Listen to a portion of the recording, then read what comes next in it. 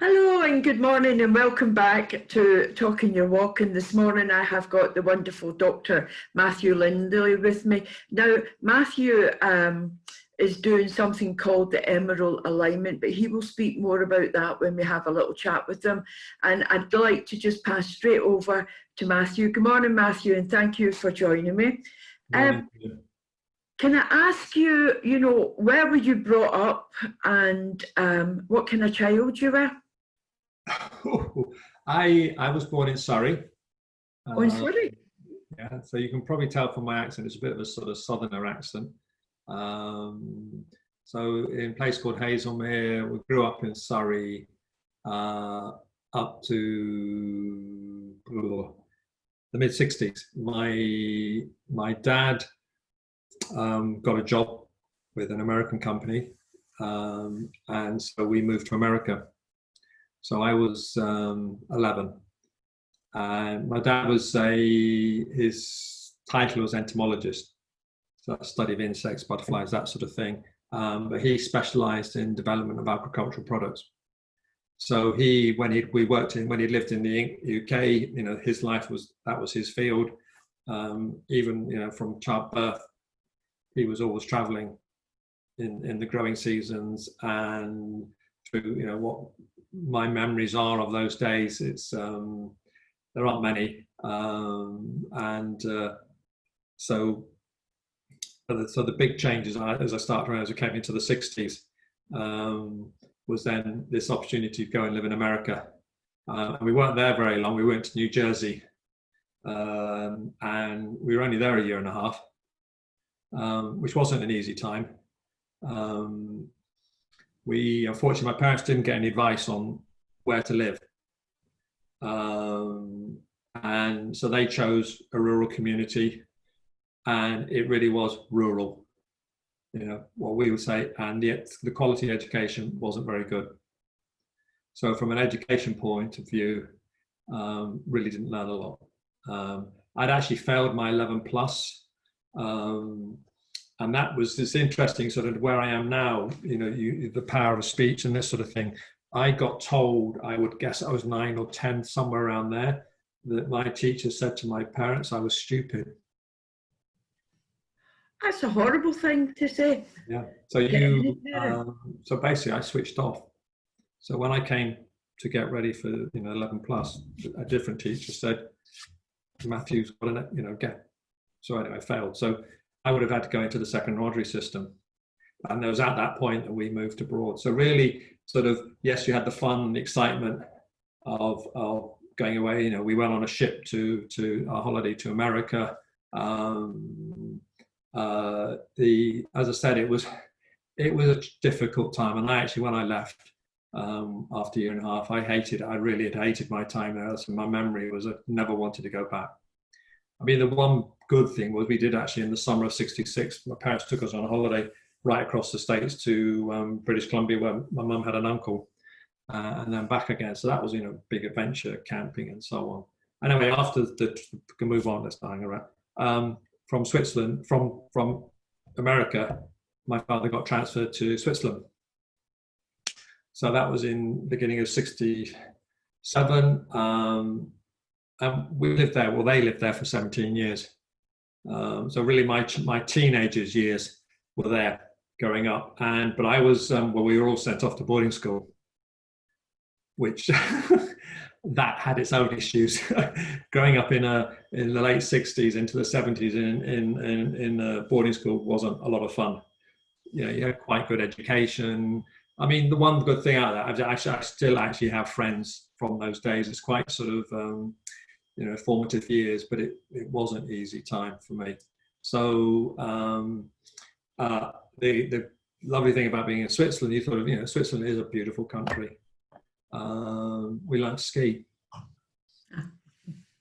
And, I was quite a sporty, quite an outdoor person. I loved my sport. I wasn't particularly good at any particular sport. Like growing up at school, I used to row in fourth rather than eights. And I did that because my dad had gone to Cambridge and he'd rowed. And that sort of thing, I'm going to row.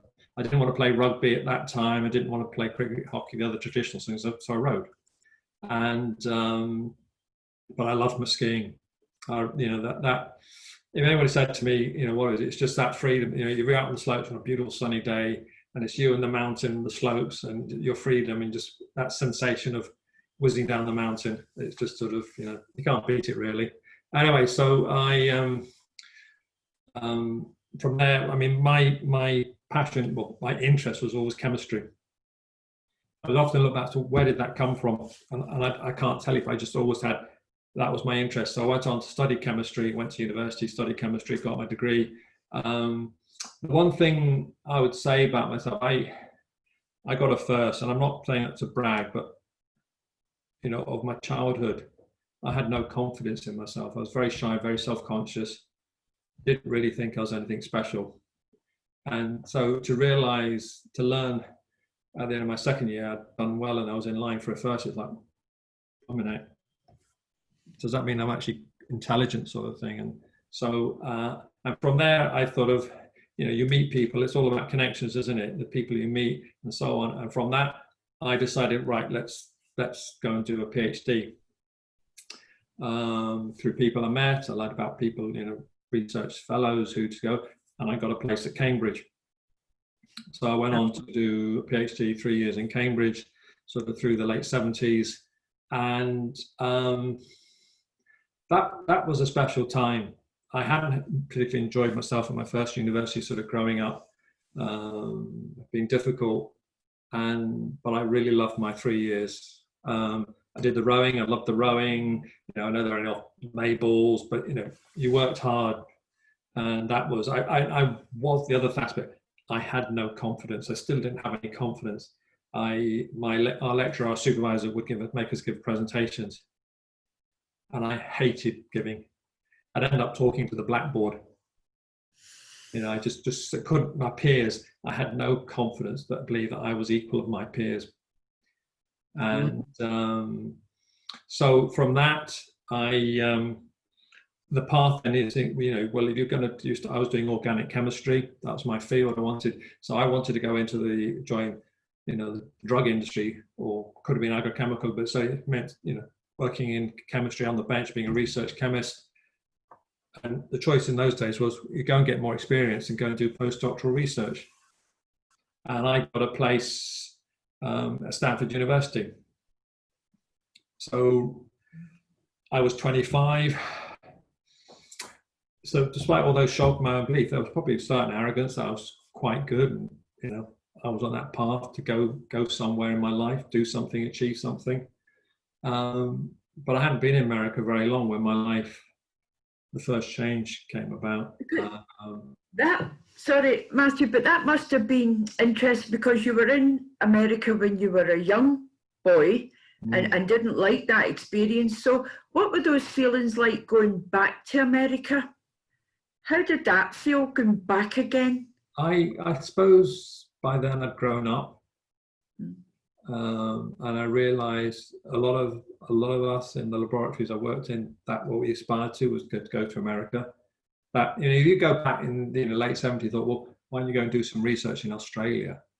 You know, if I was doing it again today, I think, wow, to go and work in Australia would be amazing. But the seat of excellence of research was America. And that was the place really to go. So it was by then that what happened as childhood had passed. So I got over that. So you know, it was quite an easy transition. And when the opportunity came to, so I said I went to California, and it was like, you know, it was a pretty amazing place. Stanford is just about 50, I don't know, it's about an hour's drive south of San Francisco. You're on what's called the peninsula. The climate there is, you know, 9 months of the year you've got, you know, sunshine, and you have a rainy season for about 3 months, and it doesn't get particularly cold. And if you woke up in the morning and it was cloudy, the cloud would burn off, and you have brilliant. And it didn't get too hot. It was sort of, you go inland, go out the Bay Area, what they call the Bay Area, over inland towards Central Valley. You know, the temperature would be up in the hundreds, 110 sort of thing. Whereas it never got that. So it was really sort of, you know, a really nice place. You know, the learning, the education, the people you were with was pretty special. So how long did you stay there for? Well, I was there 3 years in total, but I spent 10 months in hospital. What happened? Quite simply, I broke my neck. Well, When I went out there, I wanted to still do my sport because I like to keep fit. And initially I thought I'd go and do rowing. And then I discovered that the crews would go out at 6 a.m. And I'm not really a morning person. So the thought of it, no thanks. So then I learned they played rugby. So I thought, right, I'll play rugby. And sadly, 3 months in playing a game, I was in, for those who know the sort of game what we call the rucks, the mauls, I was in one of those. My head got compressed down onto my chest, and sort of that sort of moment, and my spine, I dislocated 2 vertebrae, and my spinal cord was damaged. So 25 and a half, my life had changed in that instant. Not that I knew it. So there was 10 months rehabilitation, but I knew that in itself was quite a traumatic journey. But I knew that I'd never work in the labs again. I'd never be, my path as a research chemist had changed in that instance. But I did, the professor I was working for said, when you come out of hospital, come back, we'll find something you can do. And this was 1980, and he had 2 research groups, and one of them was artificial intelligence. And I thought to myself, well, I suppose computing is the future. I mean, you think where we are today, it's a bit of an understatement, really, isn't it? So I was there another 2 years learning. Basically, it allowed me in that sort of physical environment, a really pleasant climate, to begin, a change, the first change in my life. And I got in to learn how to program. I mean, you think this for anybody who's not at my age, what we call, what we're using here today, laptops, PCs, they weren't invented until 1984. I mean, Apple was already starting up in its very early days. Steve Jobs had started his company and so on. So, but it was still, Microsoft wasn't heard of, and so on. So, so that set me on that path of getting into computing, software development. Now, what's interesting, I think it was what I liked in sort of, on hindsight, I learned a lot much later. When I was in hospital, I was presented with an opportunity. We talk about doors opening, opportunities go on a new path. And that door, because you think, why did I break my neck? There was a lot of guilt, a lot of anger, huge anger. Why me, the victim? And, what had I done wrong? Why did I deserve all that sort of emotion, dealing with that? But yeah, and so really I can look back, the universe was telling me, sadly, that path I was on wasn't my intended path. But I didn't think like that in those days.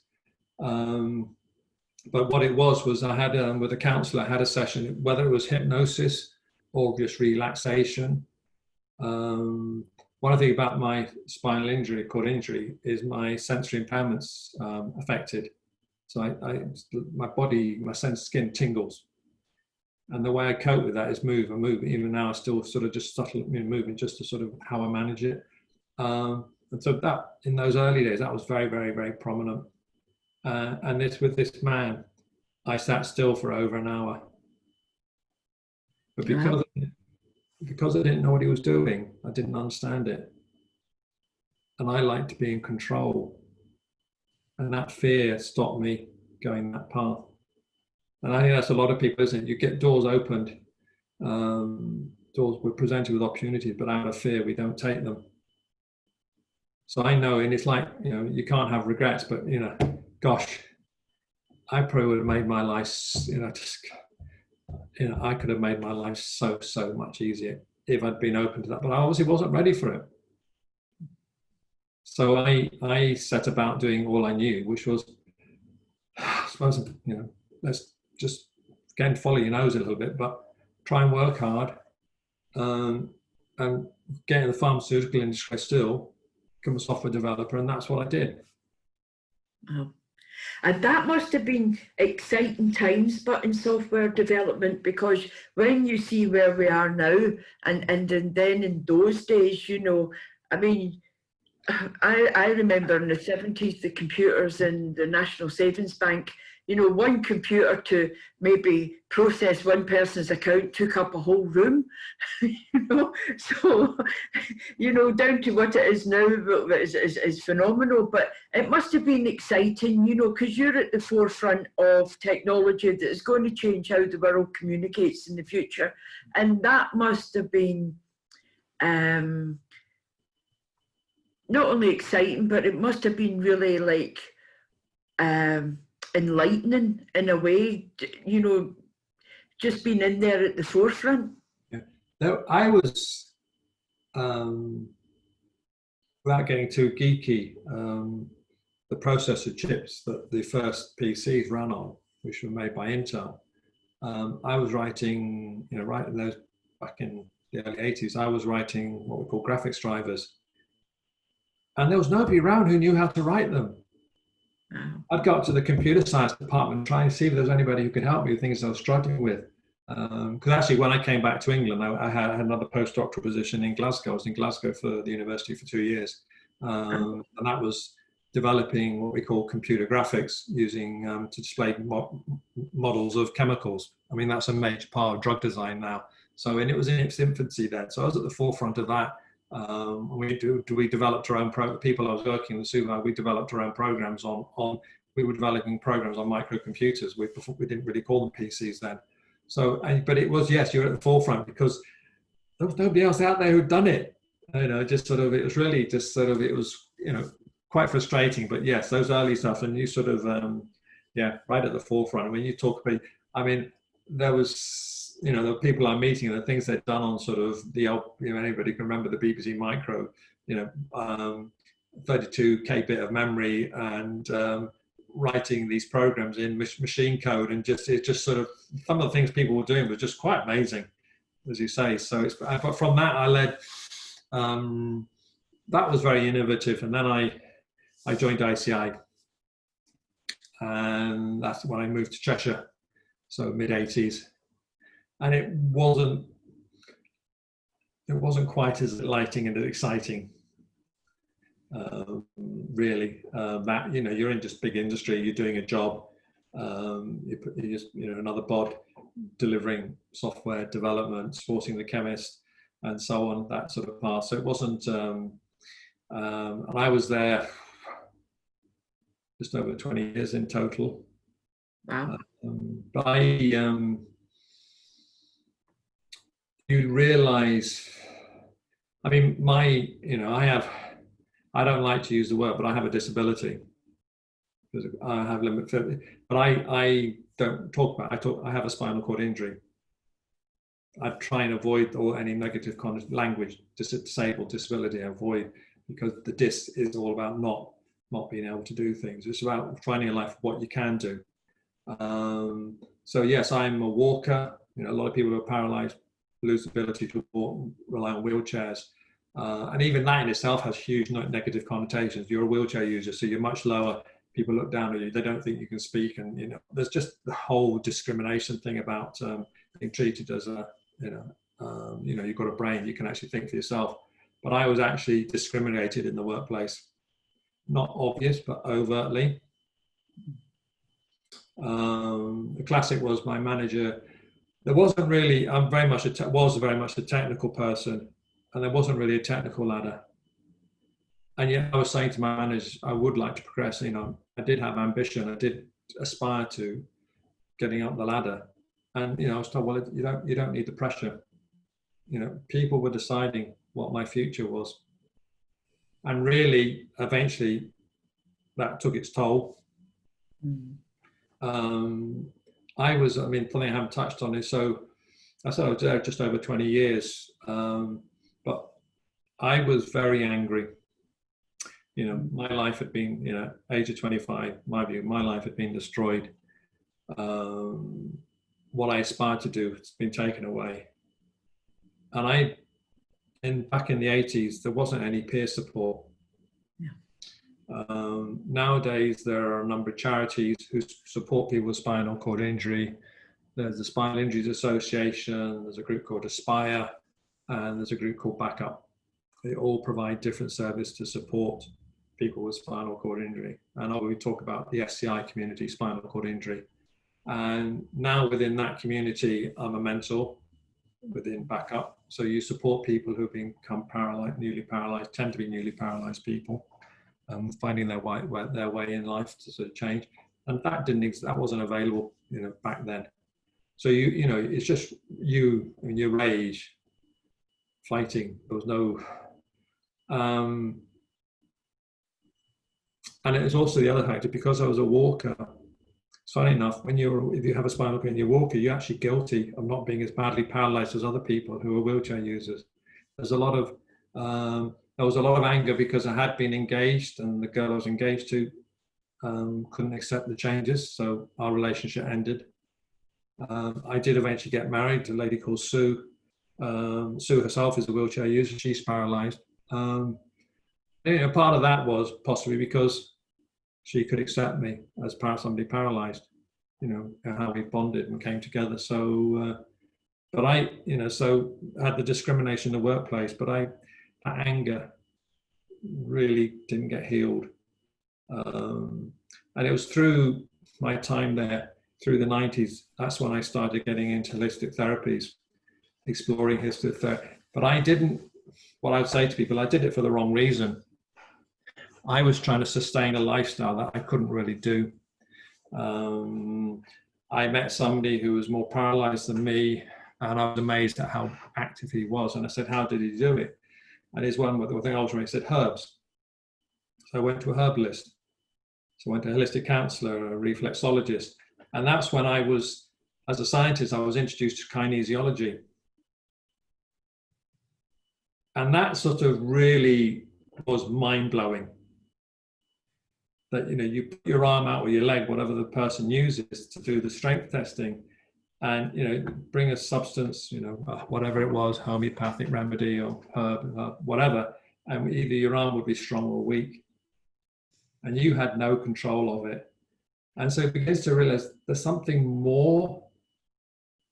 We're more than just a physical being. And it's like, get your head around that. The whole thing about quantum physics, quantum chemistry, the fact that we are subtle energy beings and we have a subtle energy field.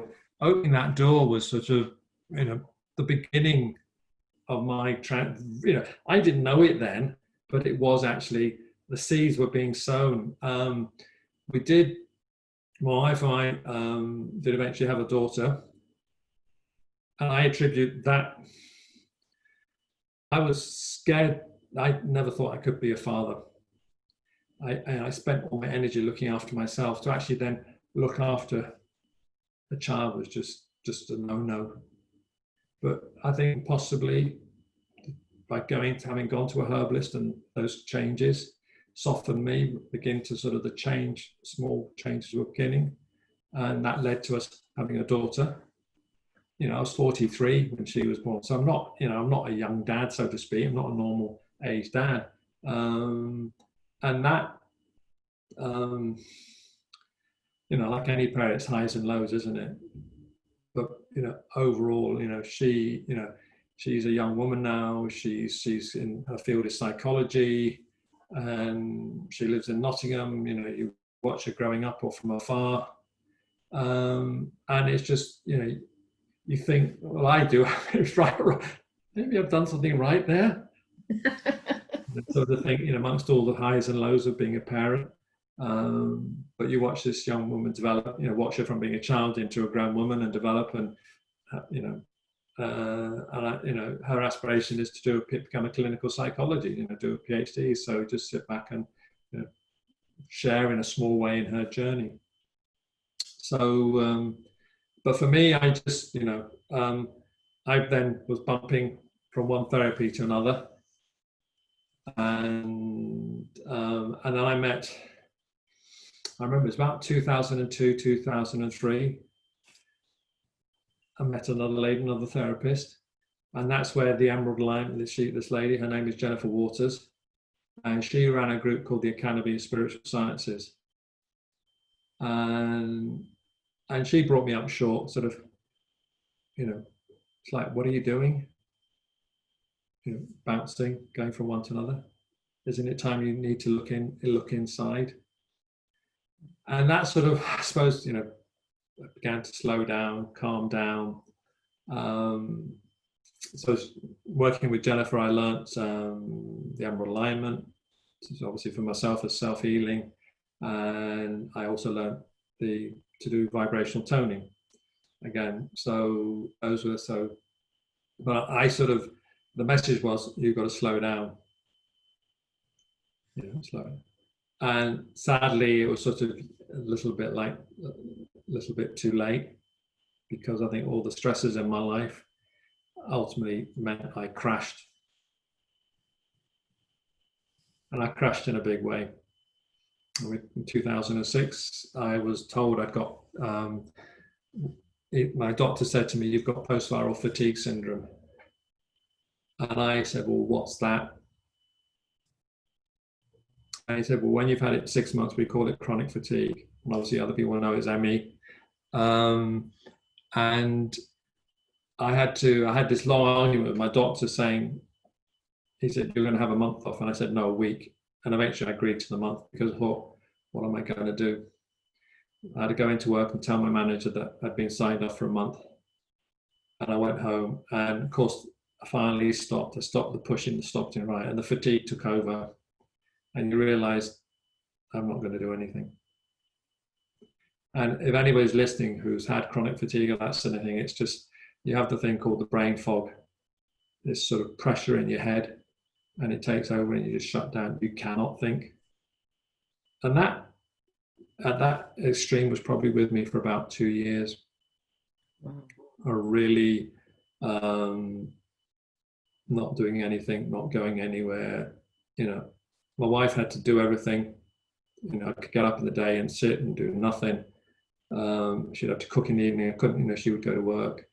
I couldn't do anything. It was, I can remember I was trying to drive. It would have been 10 miles, and I got 1 mile, and I realized I couldn't go any further. That sort of, and anyway, it was during that time, the driven bit of me thinking, what the heck am I going to do? And Jennifer had always said to me, I'd been to not only training, she used to run over in York, sort of have toning days with groups of people, and it just sort of the harmonies of tones and sounds, really, really powerful days, sort of what sound can do, how it impacts on us and our physical being and so on. And she always said I'd be a good teacher. And I used to think back to my days when I was, doing my PhD, and I hated giving presentations. I was so nervous, so insecure. And I thought, nah. And all the other people I was getting to meet, who they had something else. I thought they'd learned the alignment, they'd learned the tones, the toning. So these were therapists in these fields, and yet they all had something else. And it was in the summer of 2008. And it sort of, in some ways, I think it was a no-brainer. And the word crystals came into my mind. And the reason I say no-brainer is because I'd been a chemist. I mean, I know that's just the physical side of, understanding what crystals are made of, the chemicals that, the composition of it. But it's still sort of, okay. So I went back to Jennifer and said, I would like to train as a therapist. And so that began my journey, which was 12 years ago, to become a holistic therapist, leading to where I am today. So you can see the transition from those early days of just being pure, yes, it was scientist initially, computer developer, chemical industry, pharmaceutical industry, to looking at life very differently, realizing there's so much more to us. And it was actually also through those years, I was still actually dealing with my anger, my emotions. And sadly, my marriage came to an end. it was just, we recognized there was nothing left. And I sometimes wonder, could the journey, what had held us together by becoming a therapist, it meant our paths were different, what we wanted in life was different. So it was as hard as amicable as it was. Inevitably there was a lot of negative emotions to deal with. But it was about the time I qualified, I got my first qualification, that our marriage was over. So I've been through, obviously a big change, but you go through that. Your daughter's got she was coming up 16 when all that happened. She's so caught up in it. But it's actually allowed me, and no disrespect to, Sue, it sort of liberated me to carry on my path, what possibly, that's my intended path in my life. Sadly, she wasn't going to be part of that journey. And so my training has continued. I had quite a lot of counselling I finally understood where my anger came from. So I was able to let it go, what had dominated my life. And it's also one of the point is power of language. I learned in counselling that something was said to me when I was a teenager. And usually by teenagers, you can discern, things get said to you, negative things, and they just go into your subconscious and you're left with it. And I was told I didn't deserve something. That one phrase was still with me, gone right in to the subconscious, because obviously in those days I didn't know anything about that sort of idea. So in terms of what I do now, the work now about language, how we speak, what we say, saying to people, just vitally important. And especially children, you can just, out of being impatient with a child, you can say something that's with them for the rest of their lives. So so it's getting all that gradual change beginning to understand. And so my initial therapies were, the first one was the emerald alignment. I then met by chance a gentleman called Richard Fluke, who had developed a therapy called advanced clearing energetics. And so I worked with him and people here in the UK. There's actually somebody who lives just outside Shrewsbury I've done a lot of work with, a lady called Janice Thompson. So that again was like another string to my bow, did that for it. And then I finally recognized, I went back to Jennifer because I thought the one component I hadn't got from those was to actually be a therapist with using tones. Toning, basically, we have a tone for each chakra. For those who are familiar with chakras, we have the energy centers from our crown down to our base, the 7 chakras. So using tones to, because you're making the tone, which that vibration resonates through your body, obviously, particularly with the chakra, and that resonates out into our energy field. So it's about releasing the blocks, releasing the energy blocks, the emotional blocks, to restore balance and harmony in our being. So that's really, that was the latest. And maybe I've done my training now. Maybe who knows? Maybe there's something else out there that will come along that, who may meet somebody in the future, whether my path will change, or just add to it, just don't know. But it just, one of the things now with lockdown, this period we've been through, is there's a lot of anxiety. People, the fears. That's what's behind this virus is fear. And if we, as you know, if you have a community all based on fear, that fear ripples out. And something like the emerald alignment. So I haven't really said anything about it. The emerald, let me just tell people, the emerald light is it's a visualization technique, and you're using the emerald ray, which is known as the 5th ray of healing. And so it's and because thought is energy, it's not just a simple visualization, it's a transformative process. So you're bringing energy through your spine, and as it goes through each chakra point, it disseminates out through the meridian system, the central nervous system, to every part of your body. and then it radiates out into your energy field, because your energy field it's interconnected, what's inside, what's outside. And so it has a beautiful ability to stabilize our energy field, and so allows an individual to respond better emotionally when events are going on. Because we are really, I always think of these terms, we're memory banks. And when events happen going around us, it triggers emotions like that.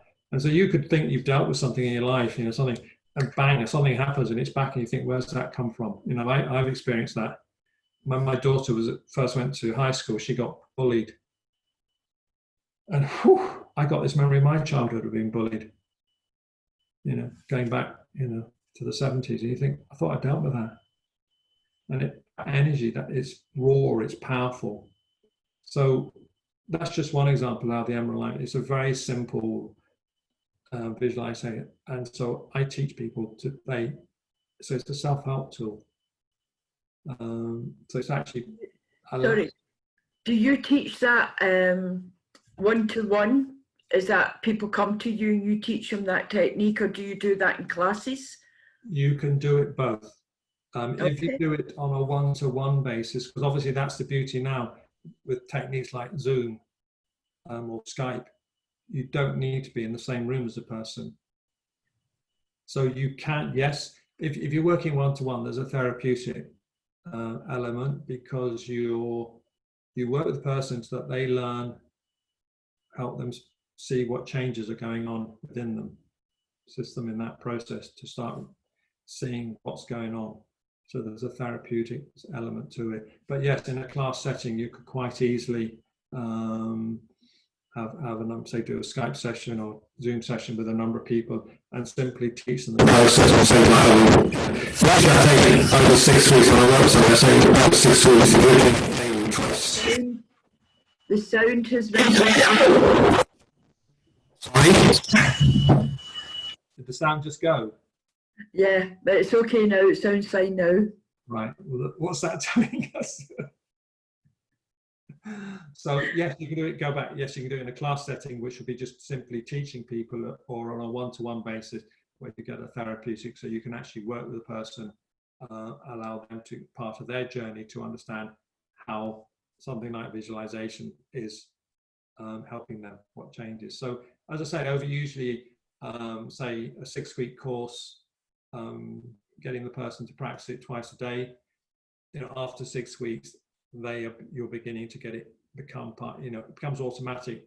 It's part of your daily routine. So it's the same thing. We talk about people who like to keep fit, but we also need to look after our subtle energy field, the subtle energy within us as well. And if we don't, you can be fit, physically fit, but still drained emotionally.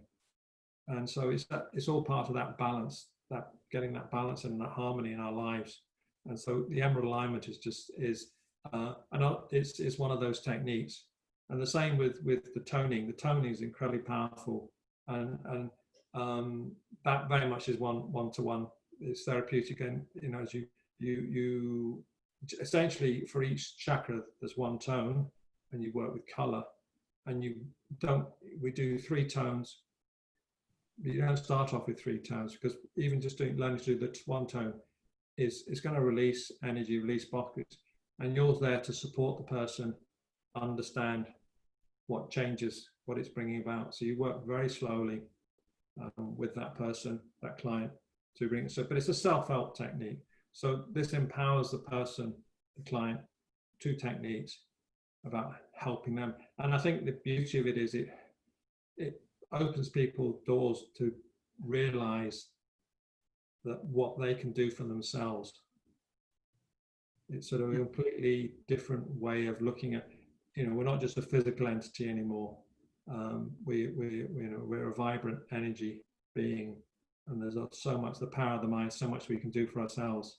We may eventually have to go to the doctor, something, but potentially by self-help techniques and this, we can do so much more for ourselves to maintain our well-being without needing, resorting to going to a doctor. I mean, for me, you say, well, how do these things help me?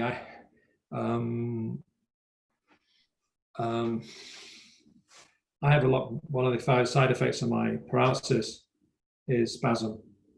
My muscles tighten up, go rigid, and at night time they just shake, bum, bum, bum.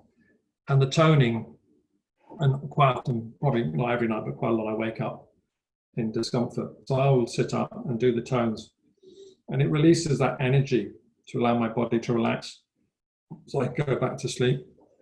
The emerald alignment, if you've ever been one of those nights where you wake up and your mind's on the go, you're thinking about something, you just can't relax your mind. I mean, people would use mindfulness, the breathing techniques and that sort of thing, but also the emerald alignment. I find, I wake up and I'm thinking about something, I just can't get away from that. I sit up, have a drink, I'll do the emerald alignment. It calms me down, it calms my mind, it releases the tension, and I can get back to sleep. Wow. So it's just something. That's fabulous. So you obviously with COVID, you're not able to do that, and but are you doing this online now? Yes, I'm promoting at the moment. I'm currently I'm open to working one-to-one with people. I'm also working. I have recently, in lockdown, the charity called Backup, which I mentioned earlier, they do a weekly Zoom lounge, and I'm working with one or two people there to promote having a well-being lounge, so we can introduce tech night sleep. So trying to introduce within the spinal cord injury community well-being, mindfulness, my work. There's a lot of resistance there, but to realize, it's kind of opening to the, there's other ways we can help ourselves, because within people's, depending on what we call level, so obviously whether it's your neck down to the base of your spine, the level of spinal cord injury, whether it's cervical, thoracic, lumbar, so on, and obviously everybody's different. And one of the common things with spinal cord is neuropathic pain and things like spasm. And the only way to cope with that for a lot of them is drugs. Now, I can't say do this and it will mean you don't need drugs. I could never say that. But some people have worked to come off their drugs and use mindfulness the way to deal with the pain. I'm fortunate I don't have neuropathic pain. But anybody who has pain, experienced pain, it can be, if it's so bad, you can't sleep. And if you can't sleep, your day life is. And if you are taking the drugs, it's like you can end up being like a zombie. So what I would say to people, anybody who's in, I can't say definite, but I can say it has the potential to help them in whatever issue they are dealing with. I mean, simple things like the emerald alignment is that if you know you're going to go and have a difficult meeting with somebody, you can align yourself. So it gives you that psychic protection, because it means you're sealing in your energy. And that's sort of, I think where people, you feel you've met somebody and you feel like completely drained because it's like they've sucked all the energy out of you. So if you've done the emerald alignment and you've practiced regularly, you are protecting your energy so it doesn't get sucked out. Or even if you had the difficult encounter and then want to recover it, you do the emerald alignment. Just these simple things, they only take a few minutes. So they're simple but very powerful. So if anybody's watching this and they want to get in contact with you to discuss, some of the techniques and tools that you're suggesting here, or maybe talk about or get in contact with you with regards to the pain management and the Zoom meetings that you're doing as well, and the wellbeing meetings, how do they do that? Do you have a Facebook page or a website, or how do people get in contact with you? I'm on Facebook, so just Matthew Lindley is my picture, so hopefully people could. But I also have a website, which is Emerald Healing, one word, emeraldhealing.co.uk. And on that there is my phone number and there's an email address. So I'm in the middle of trying to update it. I gave up on all that stuff a long time ago, so I'm having to learn how to do web design again.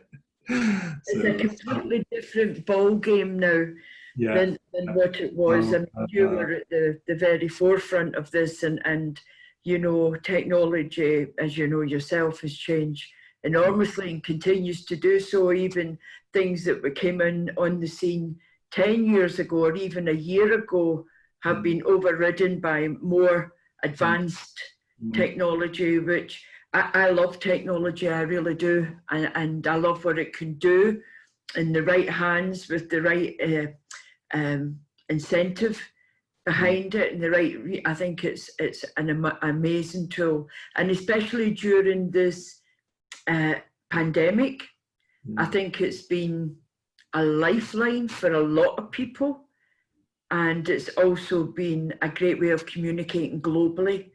You know, so I'm really pleased you were there at the very beginning, because without pioneers such as yourself in the research labs, we wouldn't be in this position today. When I was at Stamford, we were the actual infrastructure, what we call the internet, was actually already there. It was the networks that linked university to the university, and I was actually doing some work with a chemical company in the UK. So we would, old terms, dial-in and all that. So we were communicating. So with 40 years ago, the network was there to actually, basically, it was to show them how to use the programs that have been developed. And obviously the timing was that, so I can't remember which way, it was either morning for them or us, which way one extreme, the other, the 10 hours difference, was it 8 hours difference. So the timing, so actually I was doing, as you say, you had no idea really back then, but yeah, sort of the what we call the internet now, that wasn't there, but it was things like Janet, there were other names to it, the internets, the networks that existed, but the infrastructure was already there. And I was doing some very preliminary work assisting these people in the UK to use these programs. So yeah, and you think where we are today, the interaction here, the visual, the video links, whether you've got iPhones, FaceTime, things, it's like, where's it all going to lead? But yeah, the beauty of it is that my work is energy work.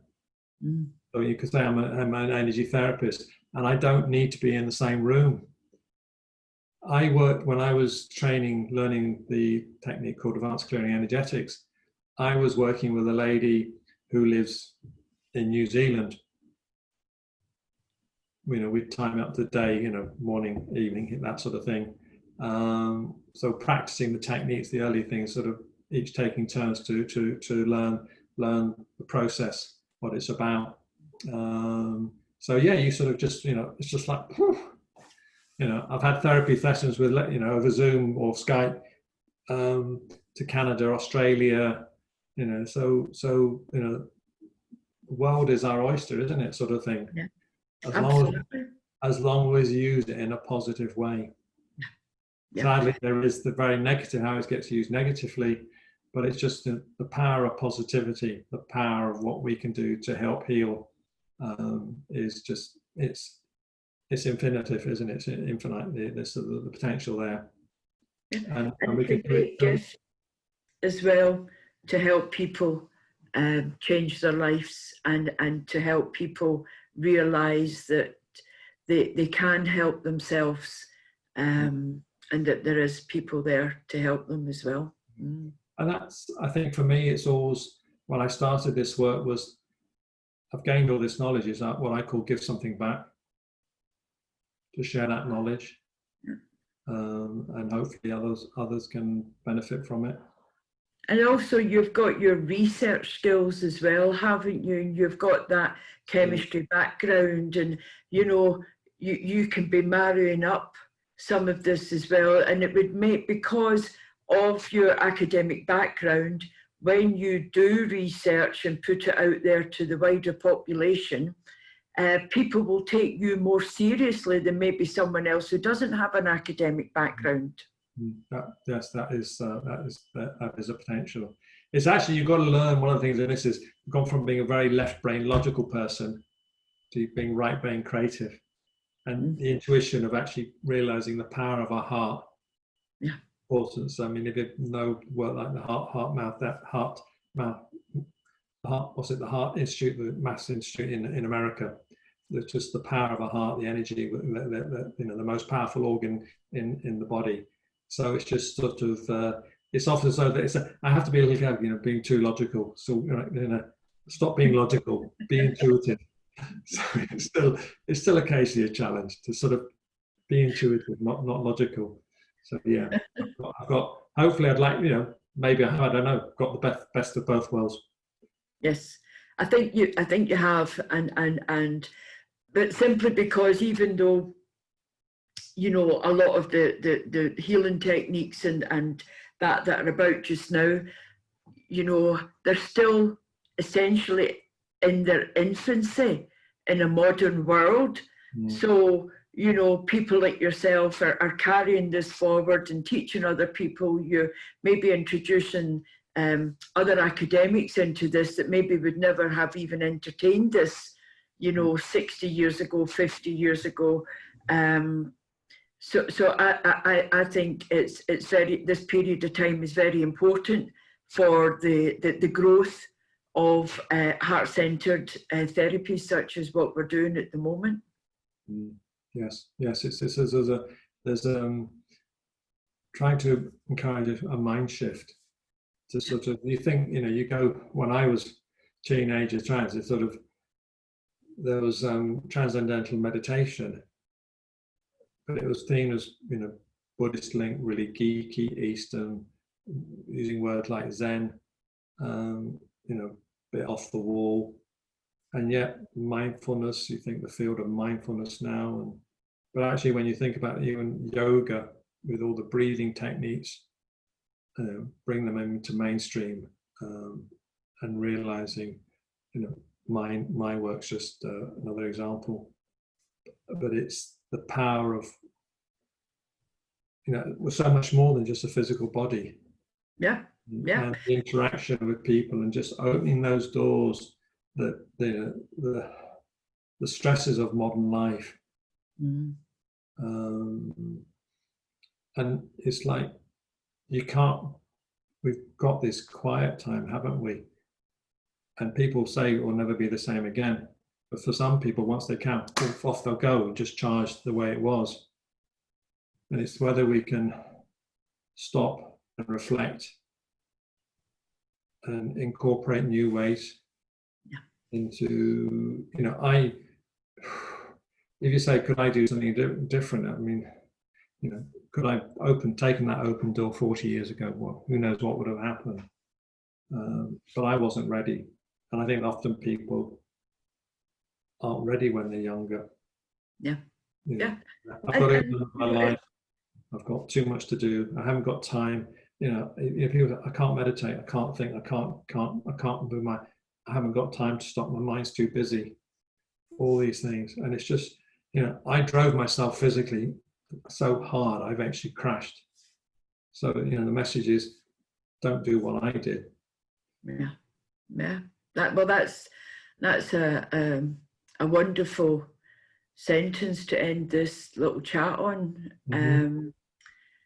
But I'd like to say thank you for all your pioneering work that you did way back then, because without that and without these people that take chances and do research and follow it up and take it on, then we wouldn't be where we are today. So thank you for that, and thank you for the work that you're doing with the energies and the meditations and what you're doing with backup for the people with spinal injuries. I think that's amazing what you're doing, and I hope to see you again very soon. Yeah, well, thank you for the opportunity to talk about my life and my journey and what I'm doing these days. So thank you. Yes, and hopefully it won't be too long. Yeah. So I think it'll change, won't it, what we're doing? But I think I think now, this few months, the amount of people that are tuning into meditations online, people's family members of mine who have maybe never even entertained that idea, and you spent time in Glasgow. So, when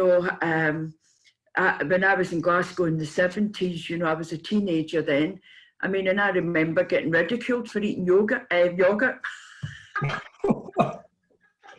Oh yes, I mean the whole thing about life in Glasgow and the meat pies and just as well I got that Glaswegian sense of humour, you know, but it was you know, doing yoga in Glasgow in the 70s, you know, was quite an interesting experience. I can imagine.